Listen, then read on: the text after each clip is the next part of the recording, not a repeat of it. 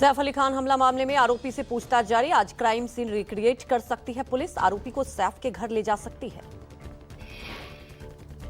इस दौरान police crime weapon की रिकवरी भी करेगी। इसके अलावा खून लगने कपड़ों को बरामद करने की भी कोशिश होगी। आरोपी शहजाद 5 दिनों की पुलिस रिमांड पर है।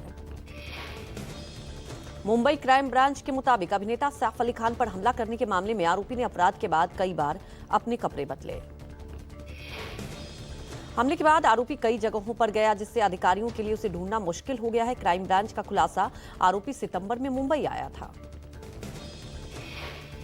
आज अस्पताल से डिस्चार्ज हो सकते हैं सैफ अली खान। लीलावती अस्पताल पहुंची सैफ की मां और अभिनेत्री शर्मिला टैगोर।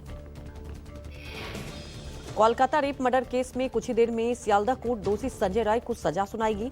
संजय को कम से कम उम्र कैद और अधिकतम फांसी की सजा हो सकती है।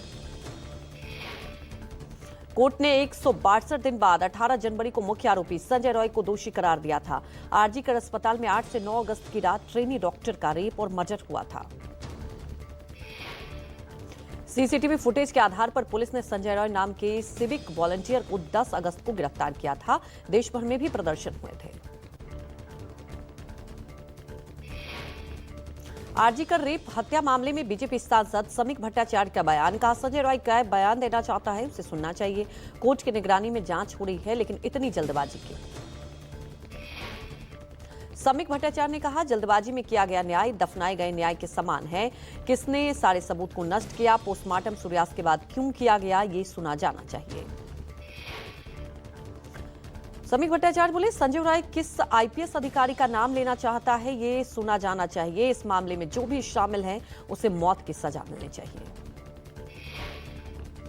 दिल्ली के चुनावी रण में होगी यूपी के सीएम योगी आदित्यनाथ की एंट्री। 23 जनवरी चुनावी रैलियों को संबोधित करेंगे। बीजेपी के लिए करेंगे जमकर प्रचार। सीएम योगी दिल्ली में 14 चुनावी रैलियां और सार्वजनिक कार्यक्रम करेंगे। बीजेपी के प्रचार में निभाएंगे अहम भूमिका। योगी की रैलियों को लेकर बड़ी तैयारी।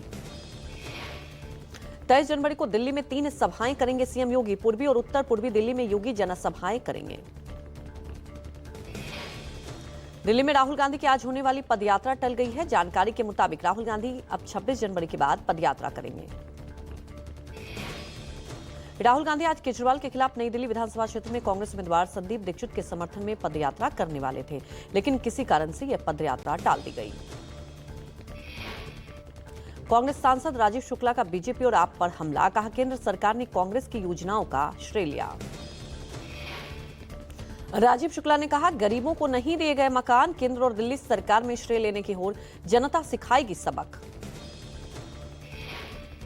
महत्वपूर्ण विषय है दिल्ली के गरीबों को आवाज देने का, और इस पे तत्काल और त्वरित कार्रवाई होनी चाहिए। यहाँ तक कि मैं तो कह रहा हूँ कि जब कोर्ट का आदेश है तो आचार संहिता कुछ होती नहीं। कोर्ट के आदेश पे कोर्ट लागू कर दें और वो अलॉट कर दें। ड्यूरिंग इलेक्शन भी अलॉट हो सकता है, इसमें क्या बात है जब कोर्ट का आदेश है। दिल्ली के बवाना पहुंचे दिल्ली बीजेपी अध्यक्ष वीरेंद्र सचदेवा और सांसद योगेंद्र चंदौलिया। आप पर आरोप, 50,000 की संख्या में खाली पड़े हैं फ्लैट। बीजेपी ने लगाया आरोप, आम आदमी पार्टी ने सिर्फ इन फ्लैट्स का वित्तीय सहायता इसलिए नहीं दी क्योंकि इन फ्लैट्स का नाम केजरीवाल अपनी सरकार या अपने नाम पर चाहते थे। अपने ऊपर बनी फिल्म पर केजरीवाल ने क्या ट्वीट कहा, यह फिल्म मेरे लिए बेहद भावुक, ये हमारे पिछले 2 साल के संघर्ष की कहानी। केजरीवाल ने कहा कि देश में किसी और पार्टी ने ऐसी साजिशों और पूरे सिस्टम के हमलों का सामना नहीं किया होगा, लेकिन मुश्किल वक्त ही दिखाता है कि हम असल में कौन हैं। नई दिल्ली सीट से कांग्रेस उम्मीदवार संदीप दीक्षित का बयान। कहा, प्रवेश वर्मा और आम आदमी पार्टी अपने बनाए मुद्दों पर आपस में लड़ रहे हैं। संदीप दीक्षित बोले, हम विकास के मुद्दे पर लड़ रहे हैं चुनाव, इसके पास हिम्मत ही नहीं विकास के मुद्दे पर बात करने की। विकास की बात करें ना आप भी, मैं ये आग्रह है, हम विकास पर चुनाव लड़ रहे हैं और विकास के मुद्दे पे आए तो जवाब दें, आदमी अपनी बात पूछे। जब हिम्मत ही नहीं है इनमें से किसी पार्टी की विकास के किसी काम पर बात करने की, तो क्या कोई उलझे इनसे। दिल्ली चुनाव पर बोले कांग्रेस नेता सचिन पायलट, दिल्ली में विकल्प बनकर आई है कांग्रेस, हम लोगों ने जनता को कुछ गारंटी दी है।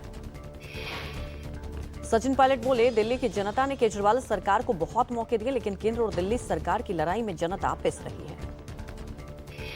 चुनाव जो होने वाले हैं उसमें जो राज्य सरकार है उसको दिल्ली की जनता ने बहुत बार मौके दिए, केंद्र सरकार को कई बार मौके दिए। पिछले 10-12 सालों से दिल्ली में दोनों राज्य और केंद्र सरकारों की जो वर्चस्व की लड़ाई है उस दिल्ली में आज नामांकन वापस लेने का आखिरी दिन। दिल्ली की 70 विधानसभा सीटों के लिए इस बार 1522 नामांकन पत्र दाखिल हुए हैं। दिल्ली में 477 नामांकन पत्रों को खारिज कर दिया गया। 1045 नामांकन पत्र स्वीकार किए गए। दिल्ली में 5 फरवरी को वोटिंग है, जबकि 8 फरवरी को चुनाव के नतीजे आएंगे। जम्मू कश्मीर के सोपोर में दूसरे दिन भी सेना और आतंकियों के बीच मुठभेड़ जारी। सुरक्षा बलों ने 2 आतंकियों को घेर लिया है। दोनों तरफ से लगातार फायरिंग हो रही है। सेना के साथ साथ जम्मू कश्मीर पुलिस की टीम इस ऑपरेशन में साथ है। पिछले साल 8 नवंबर को सोपोर इलाके में इसी तरह की हुई थी मुठभेड़, जब सुरक्षा बलों ने 2 आतंकियों को ढेर कर दिया था। राहुल गांधी को सुप्रीम कोर्ट से राहत। कोर्ट ने रांची की निचली अदालत में चल रहे मानहानि के मुकदमे पर रोक लगाई। राहुल गांधी की याचिका पर सुप्रीम कोर्ट ने झारखंड सरकार और शिकायतकर्ता नवीन झा को नोटिस जारी किया। 6 हफ्ते बाद होगी अगली सुनवाई। राहुल गांधी के वकील अभिषेक मनु सिंघवी ने कहा, अगर आप प्रभावित पक्ष नहीं हैं तो आप मुकदमा दाखिल नहीं कर सकते। राहुल गांधी ने झारखंड हाईकोर्ट से भी की थी केस को रद्द करने की मांग। हालांकि हाईकोर्ट ने उनकी इस मांग को ठुकरा दिया था। यूपी के मिल्कीपुर उपचुनाव पर यूपी कांग्रेस अध्यक्ष अजय राय का बयान का इंडिया गठबंधन को कांग्रेस को पूरा समर्थन। अजय राय ने कहा, हम पूरी ताकत से गठबंधन के साथ खड़े हैं। निश्चित तौर पर वहां मजबूती के साथ लड़ाई हो रही है। कहना चाहूंगा कि वहां कांग्रेस का पूरा समर्थन है इंडिया गठबंधन को, और पूरी ताकत के साथ हम लोग वहां पे उनके साथ खड़े हैं इंडिया गठबंधन के साथ, और निश्चित तौर से मजबूती के साथ जो वहां लड़ाई हो रही है। 5 तारीख